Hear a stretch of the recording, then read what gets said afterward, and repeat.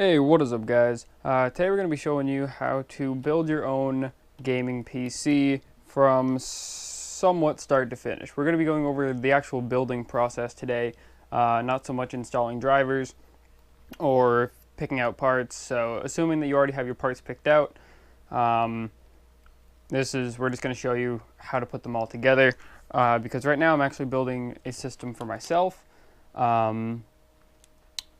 Because my other one, it was time to upgrade. So we're building a system for myself today. So we have a Ryzen 5 1600, GeForce GTX 1070, Strix card, Republica Gamers card, from, what's that, Asus, EVGA 650 watt power supply, MSI B350M Gaming Pro motherboard, Fractal Design Node 804, Windows 10, a 250 gigabyte Kingston SSD, a 500 gigabyte hard drive, which I will be upgrading in the near future. That's just kind of something I want to see if I can do something with it, because what I actually did is I built a system for my cousin and I gave him my 1 terabyte drive that I was using in my old system. So yeah, he got the good stuff. So I got stuck with the 500 gig that I don't even know if it works, but I bought an SSD. And as you guys can see, I pre-built the computer. You should always do that first. Pre-build your computer on your motherboard box, plug it into a monitor, plug it into a keyboard and mouse to make sure everything works before you get it into your case. So this all works. I actually already installed all of my drivers and everything on it. Installed a couple of games also, and I've been using it before I actually put it in the case, just to make sure that it works. And actually, I got all of these parts yesterday, and the case didn't come in until today. So I built it, and now it's going into the case today. So what I'm actually going to do first is, assuming that you've already pre-built your system, you can watch these steps to figure out how to put your system together, then pre-build it on your motherboard box, and then watch this again and put it into your case. That's my best advice for you. So I'm going to take apart the system that's on the box right here, and then we're going to start putting it into the case itself. Okay guys, so the first step here to building your first computer is to take your motherboard out of its box.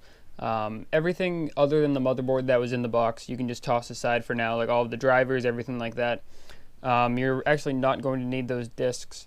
We're going to download them off of the manufacturer's website to make sure we get the most up-to-date ones. So everything else except for the motherboard, just toss it aside. You might want to keep a hold of some SATA cables that are going to come with your motherboard, because you're going to need these for plugging in drives, so make sure you don't lose these.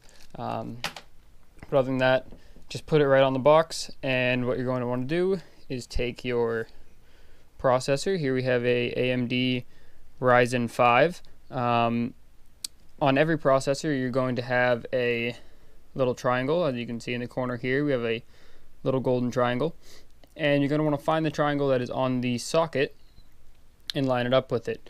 So we're going to lift up the retention arm here, and our triangle just happens to be in this corner. So then we're going to place the processor down inside like this. AMD chips you don't really need to be super careful with, because the pins are on the processor itself. Intel boards, they're actually on the motherboard, so you want to be careful when you're putting those down. But once you have it in there and it's seated in there, you just lower the arm and your processor is in. So the next thing you're going to want to do is turn your box a little sideways here and take your RAM. Here we're using DDR4 G.Skill Ripjaws 16 gigabytes. We have two 8 gigabyte sticks, and these are actually not made for working with a Ryzen CPU, but as far as I have ever seen, every system that I've ever built that had an AMD CPU, I used Intel memory. Never went for buying anything that had Ryzen or AMD support or anything like that. I just bought RAM. And this system was working fine with Intel memory on a Ryzen chip. So I don't know what everyone's talking about there, but if you want to research that more yourself, you can. All I know is that it always works for me. So what you're going to want to do is you're just going to slip the RAM sticks into there.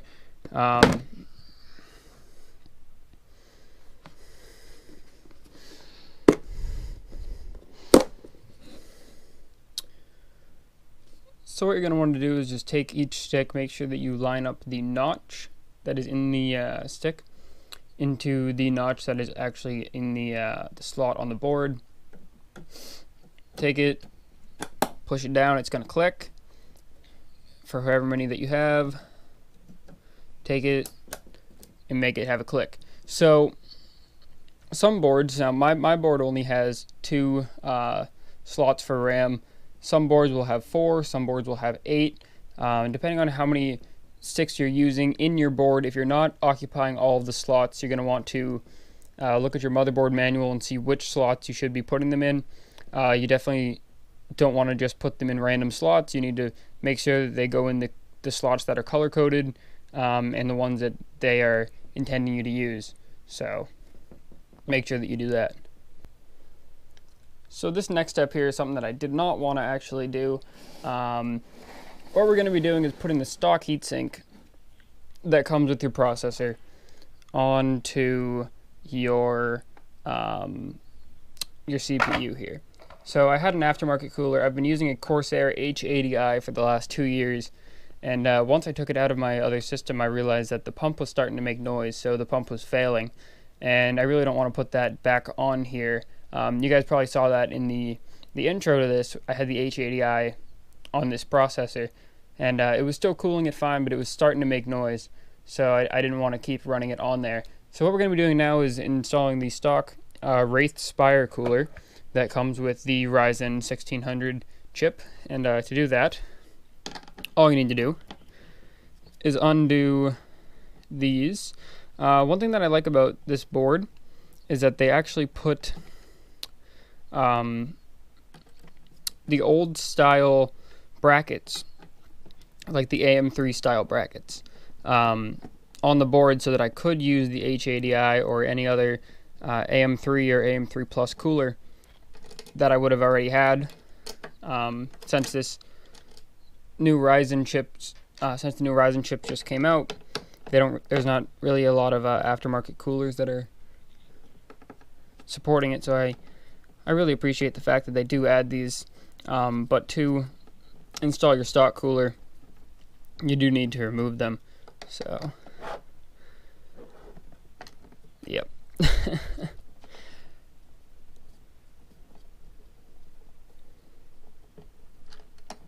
Alrighty, so now once we're going to have this removed, it's almost out.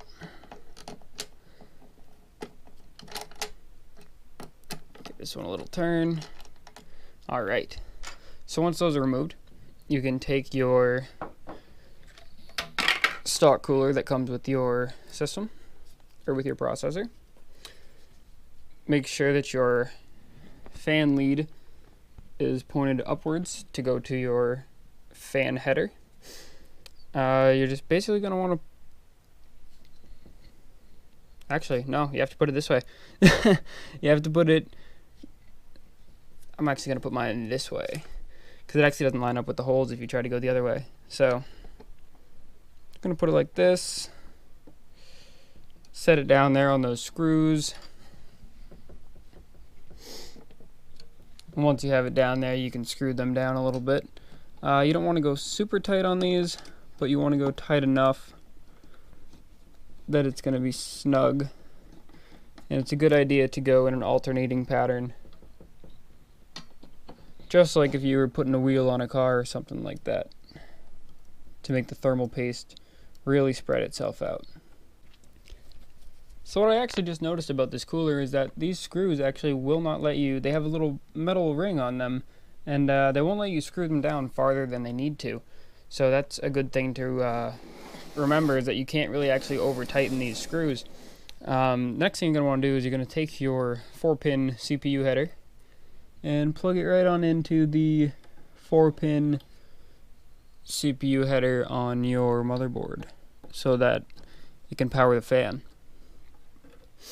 Just like that. Okay, so now that your motherboard is prepped for being installed. What you're going to want to do now is put this over to the side because you're not going to need it for a minute, and go ahead and grab your case.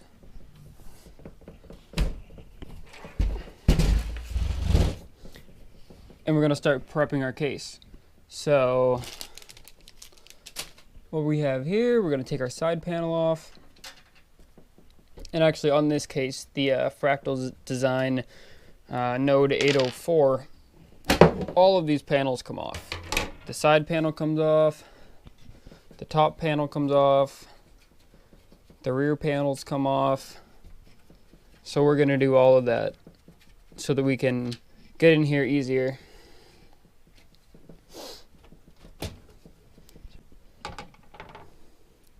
Make sure you don't lose your side panel screws, because that would be a very bad day. Alright, I'm going to go ahead and take this back panel off. Making sure not to lose your screws. Okay. Inside your box, though, you're going to find another box. Or inside your case, you're going to find another box.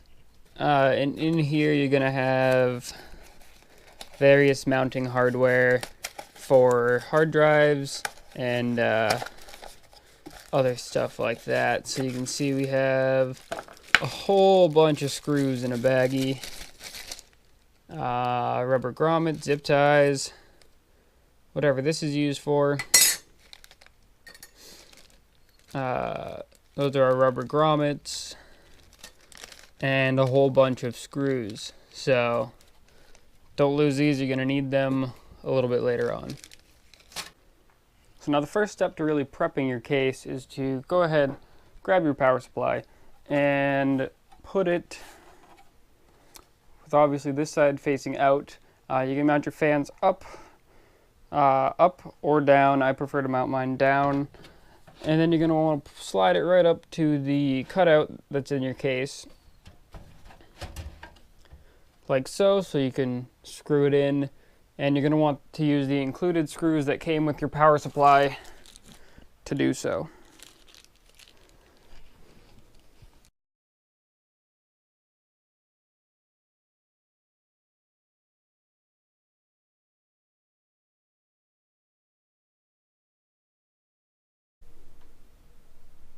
Okay, so now back around the front side of your case, you're going to have a whole bunch of wires. So this comes from a fan, this all comes from a fan controller, and this comes from your front panel connectors that are going to plug into your motherboard.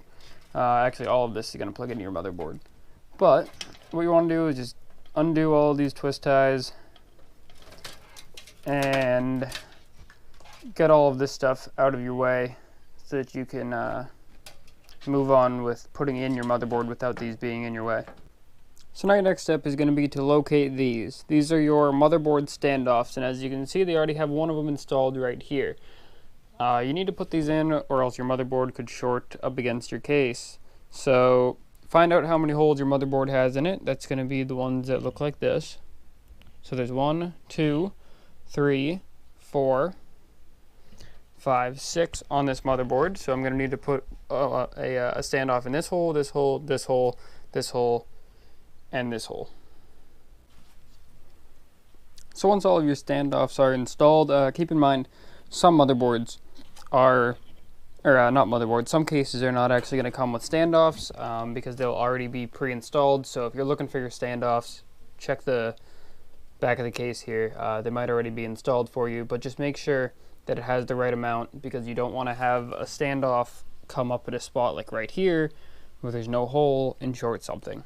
So make sure you have the right amount of standoffs, and then you can move on to this step, which is your I/O plate. This comes with your motherboard. You're going to find it in your motherboard box. And you can see here that it lines up with everything on the back of your motherboard. So what you're going to do with this is make sure that you have it facing the right way. As far as it's going to go like this. And you're going to put it in to the back of your case here. And it's just going to basically pop into place once you get it lined up. So some of these are easier to put in than others. This one's actually giving me a fight.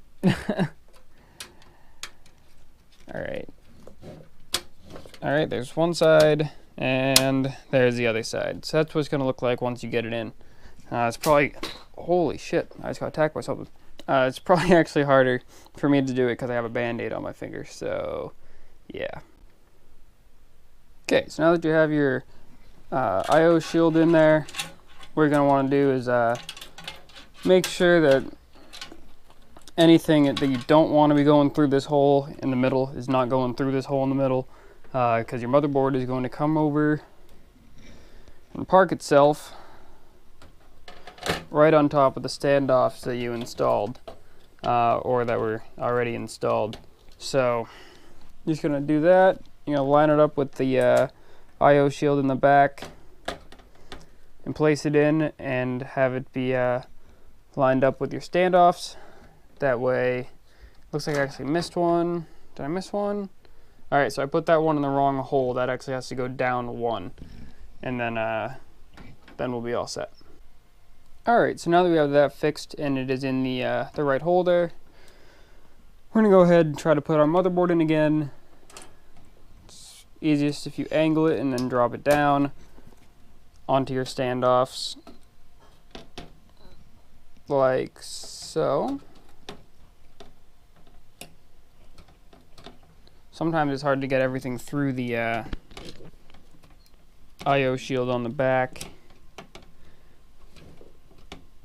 Looks like we've got it. Alright, so now everything's lined up with that. Now you can find your included screws, which are going to be one of these types of screws that came with your case. You just need to find the right ones that fit the standoffs and screw them all in. Alright, so normally my next step would be to install my video card. I'm not actually going to do that as the next step here. I'm going to plug everything else in and then plug the video card in last, because I'm not going to be able to get my hand really in here because this case is so small to plug in all of these front panel connectors. So the deal with these is going to be different with every single motherboard, every single case that you have. What you just need to do is find them. Usually they're labeled, so you got power LED plus and minus right here, if this would focus for you guys, but USB 3, HD audio, hard drive LEDs, and then you'll have a power switch, and this case actually has no reset switch. So that's pretty much what you're going to have. Then you need to go onto your motherboard manual and find which plugs to plug them into. So JFP1 is the one that we're going to plug in these front panel headers into, which is actually this one right here, all these pins here. So easy way to distinguish which side is positive and negative. The positive side of these connectors is going to have a triangle on them. There you go. It's going to have a triangle on it. So if it says you got to plug the positive into one side, you plug the positive, the side with the triangle, into that exact side. So I don't really like this. Okay, I have all of these connectors plugged in down at the bottom here, and the HD audio one has to go all the way over there, right across the whole motherboard. So I might not even plug this in, to be completely honest with you, because it's going to get in the way of my video card and I don't even think I can plug it in. So props on Fractal Design for making a stupid design. So after taking off my front panel, I realized that there's actually more than one hole that you can run these cables through. So I just ran the HD audio one through the bottom one, and it's going to go down through here. So now I'm going to actually run all of these ones through this bottom one also, so they don't end up making a big mess right there. Okay, so now we have all of our front panel connectors all plugged in down there, and what I'm actually going to do now is tie these off with a zip tie, make them look pretty, because I'm kind of a cable management snob. So I like everything not to be jumbled up, and I just try to make it look neat. So that's what I'm going to try to do with this before we move on to the next step. Okay, so now that I have all these kind of neatened up a little bit, we can go ahead and move to the next step, which is going to be taking our SSD and finding somewhere to mount this thing. So this case actually has, right inside of the front panel, it has little stealth spots to mount SSDs into. And then, so we're going to mount it here, and then we're going to run the cables right out of here. We're going to run one into the SATA data connector right here, and then the other one we're going to run back there to the power supply. Okay, so we have our SSD installed back here now. What we're going to need to do is take our SATA cables that came with our motherboard and plug one of them into here. So this is the SATA data cables, and then you have your SATA power cables. So you're going to want to take one of these and also plug it into your motherboard, or not your motherboard, your SSD here. So, oh, it's giving me an issue. Come on. That's the way it has to go. Actually, might go like this.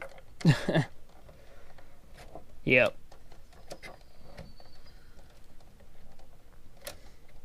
Should call this building a computer one-handed. That's what I should call it. Alright, I'm gonna get this together once I put this camera down, but yeah. Alright, so now we take these cables we just plugged in, gonna run them through here and back into where the power supply is gonna go so we can plug them in later. They're just kinda gonna go in there, and actually this one's gonna go right into one of these slots here. The data one. It's gonna plug right into here on the motherboard. And then the power one,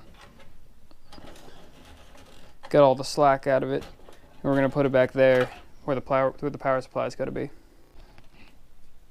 Alrighty, so what we do now is we're going to take our video card and we're going to find our 16X slot.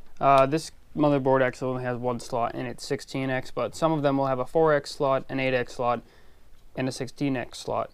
So you want to make sure you put it in the 16X slot because that is your fastest slot. So you're going to take off the covers for the back, and then after you get these covers off, which will only take a second, you're going to basically just put the video card into the 16X slot on your motherboard. And I keep missing this screw. Okay, let's get these out of here. Alright, so now we take this, you have to push this little clip down, take our video card, and it's a very tight fit. It barely fits in this case. So now you guys can see why I wanted to do everything else before I put the video card in. This is exactly why, because it barely fits in here. So, gonna line it up. And basically once you get it all lined up, it's actually interfering with some stuff back here right now, but it takes a little bit of finagling, and then it will okay, so I found that my video card's actually hitting this SATA cable right here, so we're just going to simply take it and move it to the next slot over, and then now our video card should pop right in, because it shouldn't be hitting anything anymore.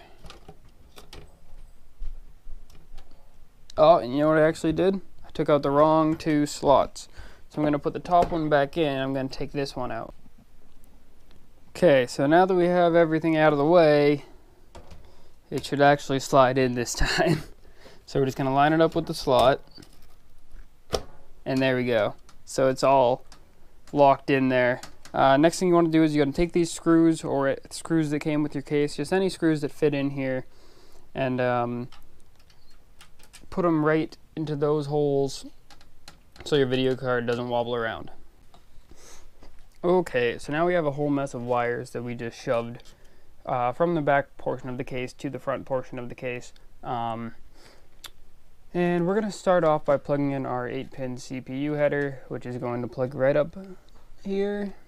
And usually on power supplies, they'll have them so you can clip these together. On mine, they don't actually clip together, so you just kind of need to hold them both and push them through. So that's kind of annoying, but we could do it. Okay, so your next step here is going to be to, this is the cable that we ran down from the SSD, and we're going to plug this into the SATA peripheral port number 1. So that'll send power to our SSD. So we're going to want to take our 24-pin motherboard connection and plug this end into our power supply, the 2-part end. And then we're going to plug the other part into the 24-pin slot on our motherboard. So there's that is in. We'll take this, we'll run it through one of our holes in here so we can plug it in afterwards. Next we have our CPU power, which in this case is an 8-pin. So we're going to take the 2-prong side, plug it into this, actually no, we're going to take the 1-prong side in this case, plug it in to the one that's labeled CPU 1. We're going to take this, run it through to the front of our case so that we can plug it into our CPU.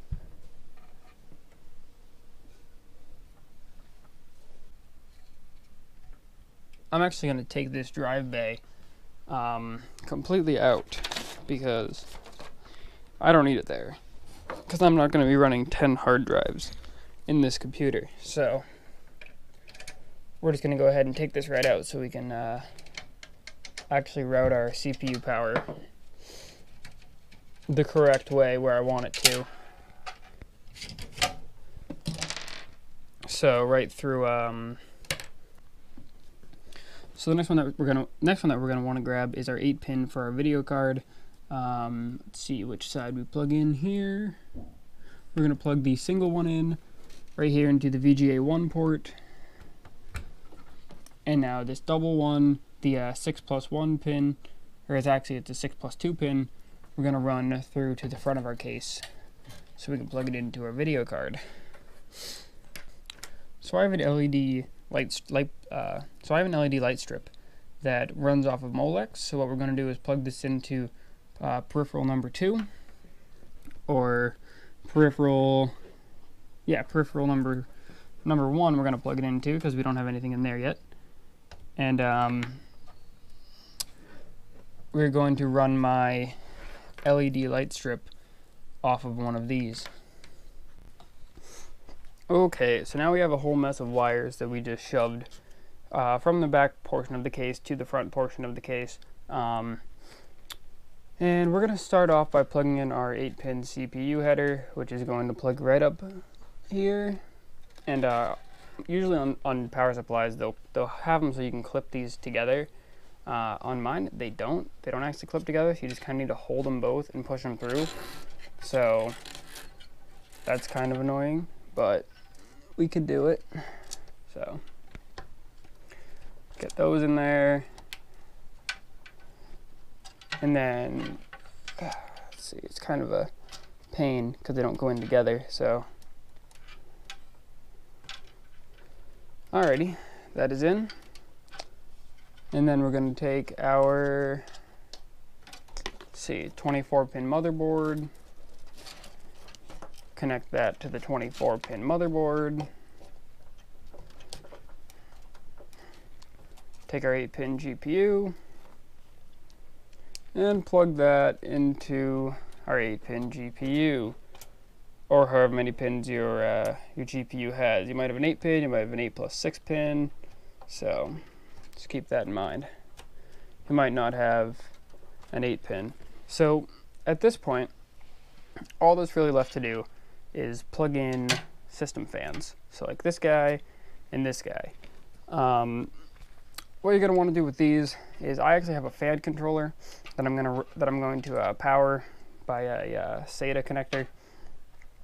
But say for example you don't have one of those, you're just going to take your chassis fans and just like you plugged in your CPU fan to one of the headers on the motherboard, you're just going to do that for every single one of these fans that came with your case. So for example, I could take this one and plug it in down there, which I'm not going to. I'm going to actually plug it into the fan controller. But just make sure you plug all of these in, and yeah, that'll prevent you from having a bad day. So now once you have everything plugged in, it is a good time to take all of these wires that are just running everywhere. And I actually didn't plug in my fans yet, but I'm going to in a moment here when I do my cable management, which is what I'm talking about now. So it's a good time to actually take all of these cables, make them look pretty, make them look nice, so that you don't have a whole bunch of really messy cables just running all throughout the entire computer, because that will actually decrease your airflow, and you could have overheating issues if you don't do that. Normally you won't. You can kind of just leave them all over the place, but in a small case like this, compared to a big case that I have over here, like this full tower ATX case that I built for my cousin, that case, cable management isn't really going to restrict your airflow because there's so much airflow. But in a case like this, everything counts, so you really want to just make sure you tidy those up so that your fans can extract as much air as possible.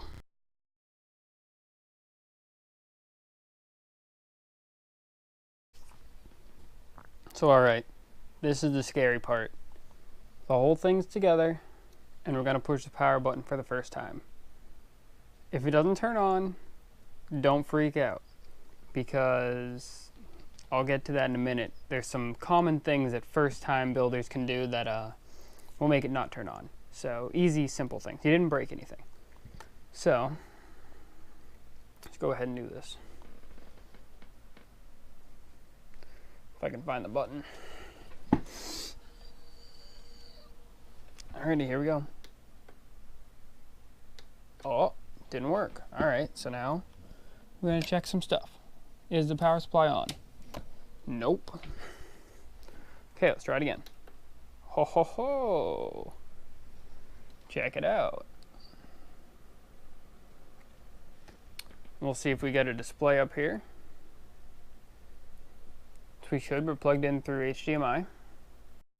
So now this is when you're going to want to go ahead and download all of your drivers and everything like that. There's plenty of videos online that you can check to make sure that you do that properly. But basically just go to the manufacturer's website, find your product, download the drivers, and you should be all set.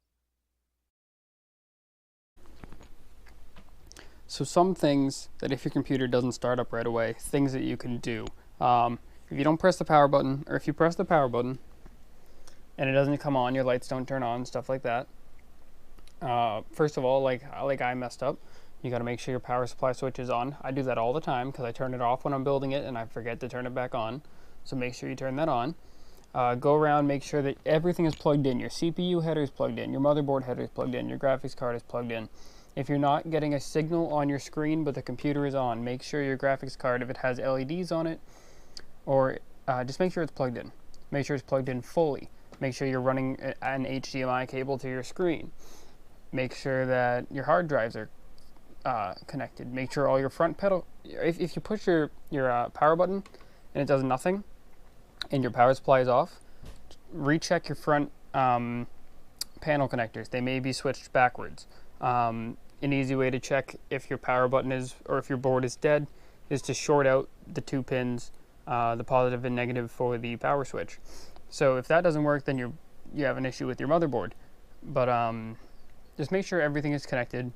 Make sure everything's connected the right way. Double check it before you freak out, because it was probably just some sort of easy mistake that you didn't realize that you made.